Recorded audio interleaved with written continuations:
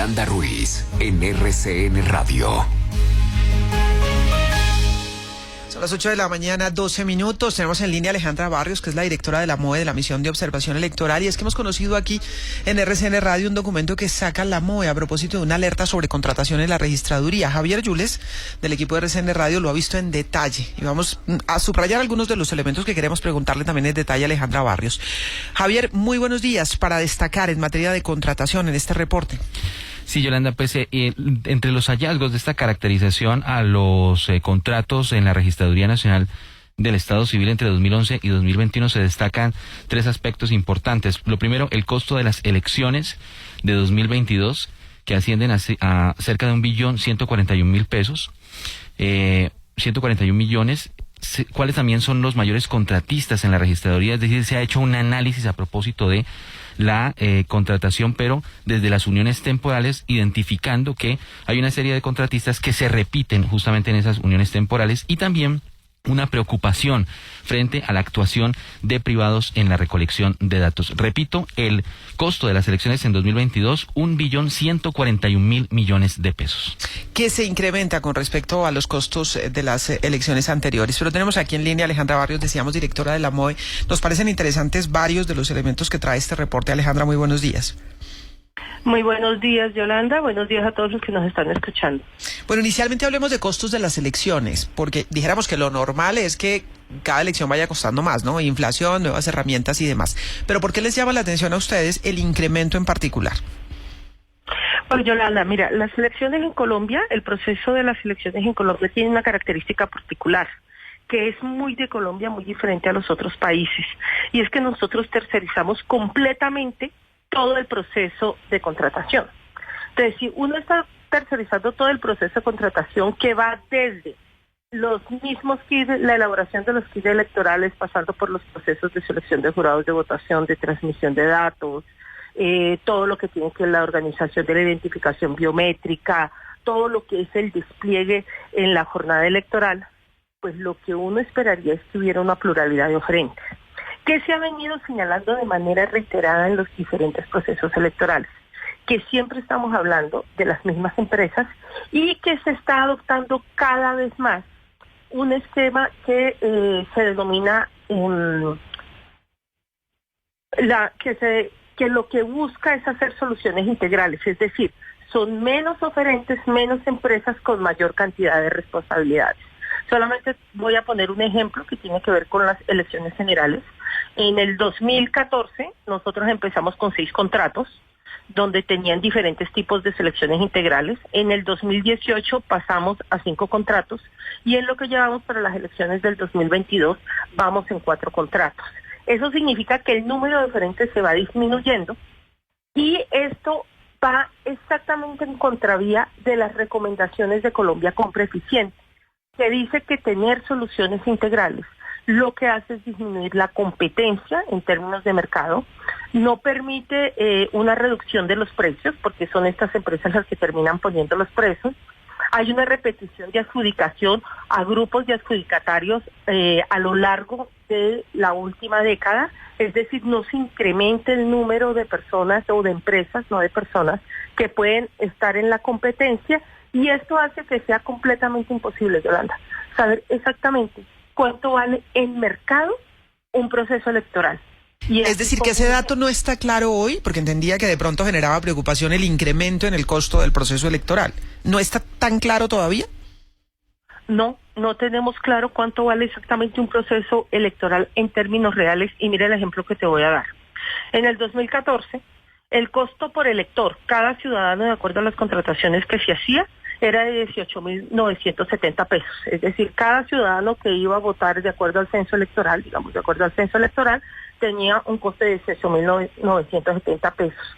Hoy tiene un costo, elecciones 2022, de 29.543 pesos. Es decir, hay una variación porcentual del 41% frente a las elecciones, a las 2 últimas elecciones nacionales. ¿Eso qué significa? Que los precios, como no hay una competencia, no se sabe realmente si son los que de verdad corresponden al proceso electoral o son los que ponen las empresas con las que se contrata porque terminan siendo las mismas empresas y no hay con qué comparar ese valor. Y ese es uno de los temas que va cerrando completamente los procesos de competencia, porque ya no se hacen licitaciones cuando se contrata en registraduría, sino se hace una selección abreviada que equivale al 68% de los contratos que se ha hecho, y una selección abreviada, estoy diciendo lo siguiente como para que lo tengamos claro. El último contrato que sacó la Registraduría Nacional del Estado Civil, que fue atendiendo una orden judicial del Consejo de Estado del 2014, que dice que el proceso de transmisión de información debe ser del Estado, porque se comprobó que hubo fraude en las elecciones del 2014, se saca a licitación pública, que dura una licitación que sale para una selección abreviada que dura 14 días y termina declarándose desierta esta misma semana. Estamos a 4 meses de elecciones. ¿Eso qué significa? Que muy seguramente no nos vamos a ir con un software propio del Consejo Nacional Electoral, es decir, del Estado, que haga la transmisión de datos, que es la parte más sensible de todo el proceso electoral, sino que muy seguramente lo vamos a terminar contratando. ¿Y con quién lo vamos a terminar contratando?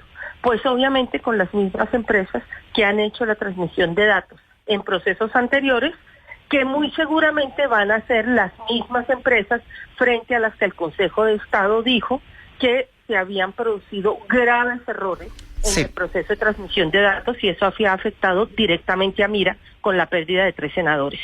Alejandra, quisiera ir por partes porque creo que nos ha planteado varios temas aquí sobre la mesa. Entonces, el primero es la preocupación por el costo que tiene por votante la elección.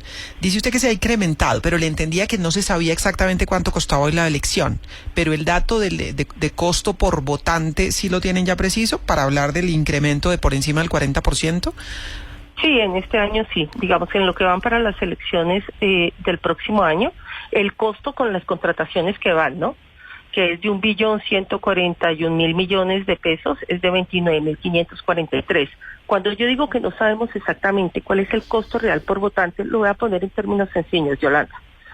Si siempre voy a una pastelería y compro a la misma pastelería determinado pastel, la pastelería me dice ese pastel vale 100 pesos. Si yo no comparo ese mismo pastel con otras pastelerías, no voy a saber si en el mercado el valor son esos 100 pesos. Si yo fuera a otra pastelería y hiciera un estudio de mercado, en otra me pueden decir, esa vale 80 pesos ese pastel o vale 120. ¿Qué es lo que hacemos en Colombia?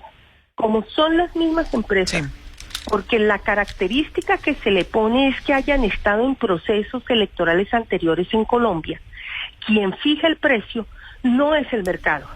Quien fija el precio son las mismas empresas que ponen todo el sistema integral de soluciones para las elecciones, sin que podamos comparar realmente si se está pagando lo que se debe pagar o si estamos es más pagando lo que nos están diciendo las empresas. Muy bien, entonces dijéramos que son dos alertas: el incremento en el precio, que es un incremento considerable, por encima del 40%, y la falta de competencia. Son como dos realidades. La falta de competencia para poder, tener este contrato con el Estado para las elecciones, y cada vez menos empresas, es lo que dice la MOE. Pero hay otro ingrediente en el reporte que nos ha llamado la atención, y es que a ustedes, dicen, les preocupa los privados que están teniendo acceso a los datos de los ciudadanos, que son datos muy importantes que tiene la registraduría. ¿Cómo es esto? ¿Y quiénes son los privados que van a tener acceso a esos datos? Que es otro ingrediente del debate. Bueno, cada vez hemos ido avanzando mucho más en la implementación de nuevas tecnologías que permiten la identificación de los ciudadanos. ¿Cuál es la novedad para el próximo proceso electoral? La principal novedad es la identificación facial como biometría para saber que el ciudadano dice quién dice ser. Esa es la novedad. Eso no lo teníamos antes. Cuando nosotros vemos las contrataciones, los procesos de contratación y se establece la identificación biométrica, ¿qué es lo que nosotros no estamos encontrando en los contratos?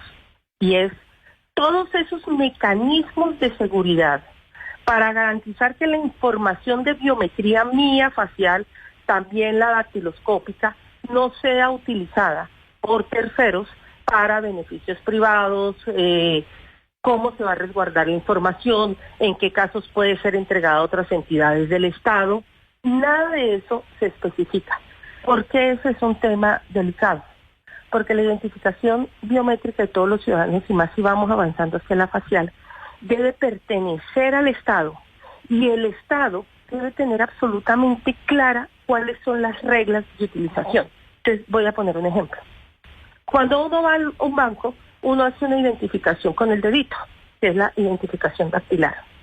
Esa posibilidad de identificación dactilar la contratan los bancos con la Registraduría Nacional del Estado Civil. Y entonces ellos hacen un contrato, pasan esa información, que los ciudadanos no sabemos que ese contraste se hace de esa manera. ¿Cuáles son los mecanismos de seguridad entonces que tienen los bancos para saber nosotros si esa información se la están quedando los bancos, cómo se va a hacer el uso posterior de esa información? Lo mismo pasa con las aseguradoras, pero lo mismo podría pasar, por ejemplo, con empresas de seguridad.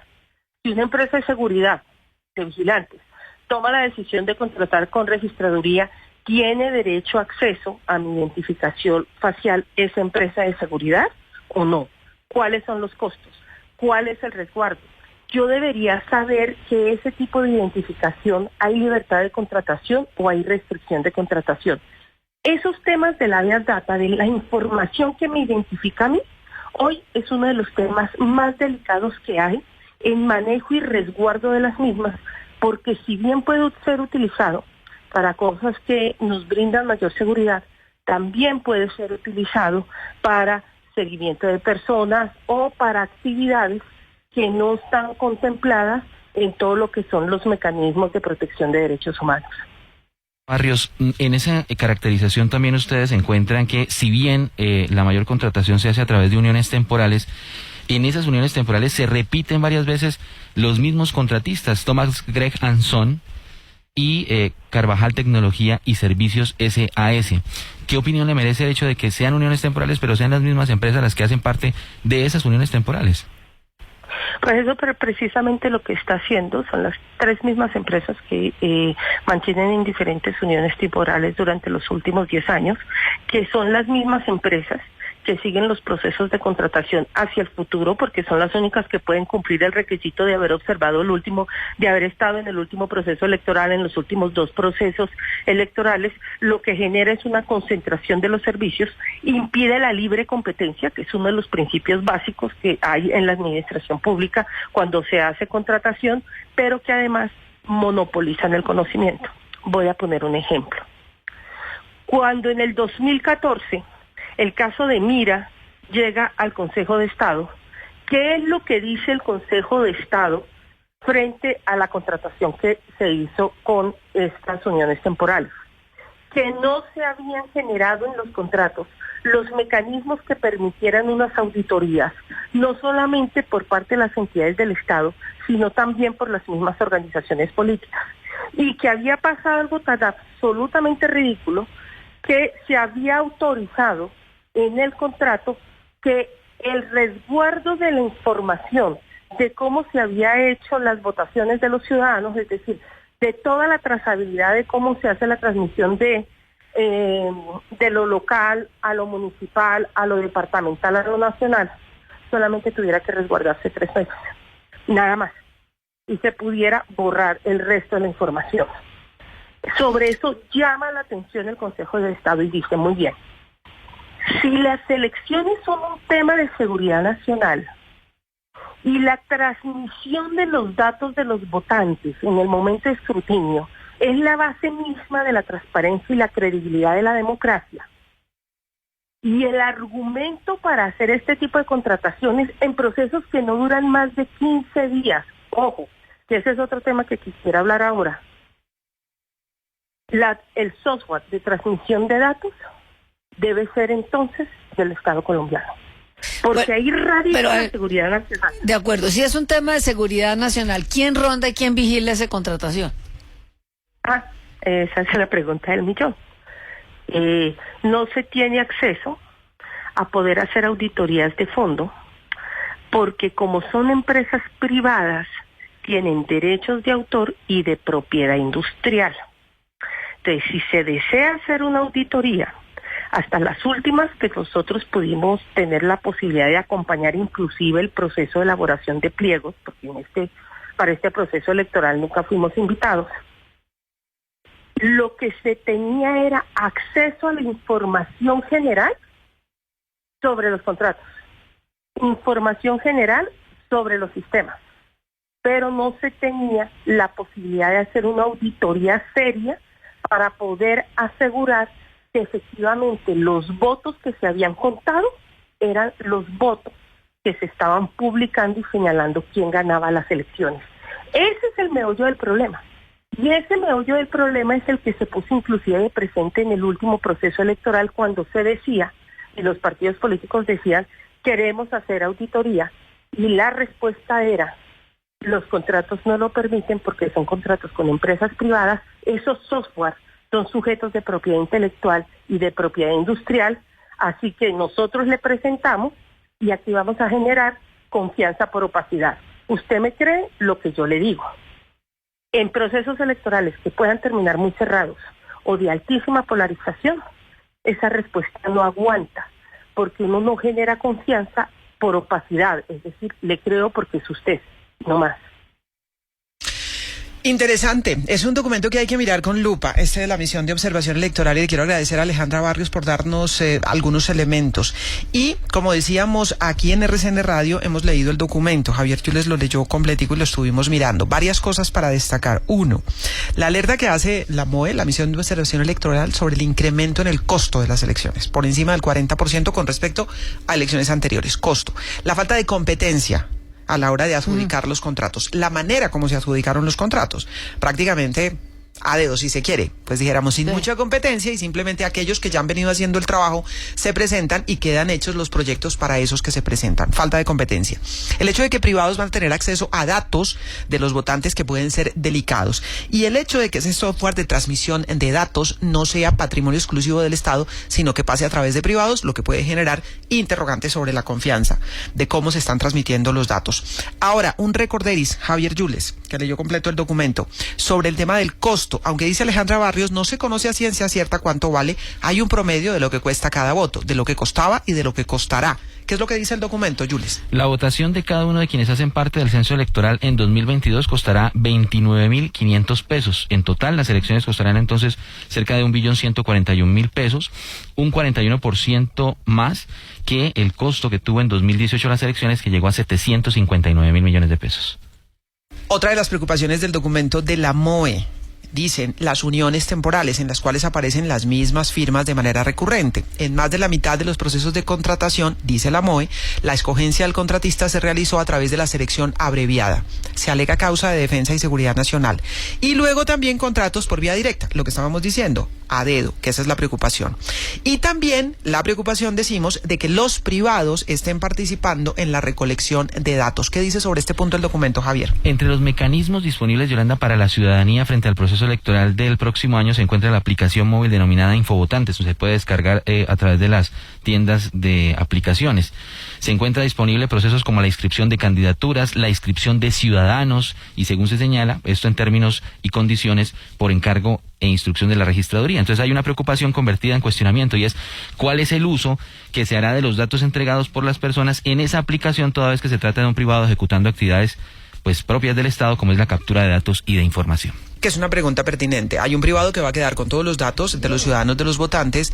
¿Qué va a pasar con esa base de datos? Es decir, ¿qué uso o qué restricción de uso va a tener el privado, y quién garantiza que evidentemente se esté restringiendo el uso simplemente para los asuntos electorales y no termine esa base de datos con todo lo que ello implica moviéndose por ahí en sectores privados? Interrogantes que plantea la misión de observación electoral cuando estamos justamente en el proceso de contratación de todo lo que se viene para las elecciones del año entrante. Lo más preocupante, Yolanda, a mi juicio, es que fracasó el ejercicio competitivo, poner a competir a varios oferentes para que le pudieran ofrecer a la registraduría el mejor servicio, el mejor paquete de servicio en términos de precio, de la seguridad, de las calidades del servicio que se prestaría. Y ahora, como ese proceso competitivo fracasó, probablemente la decisión se tome pues de manera discrecional, porque no nos vamos a quedar sin el servicio sin el cual no habría las elecciones. Claro, hay que contratar, obviamente. obviamente. Es decir, el Así servicio es. de software, recolección de datos, todo esto, transmisión de datos. ¿Con qué criterios? Se tiene que contratar y esto tiene que ser transparente. Pero ahora va a ser sin competencia, probablemente, porque como se necesita el servicio y se declaró desierta la licitación, pues viene un proceso de contratación Y directa. como diría el registrador Vega, pues que el que no crea no vote, o qué será lo que quiere pues sí, decir.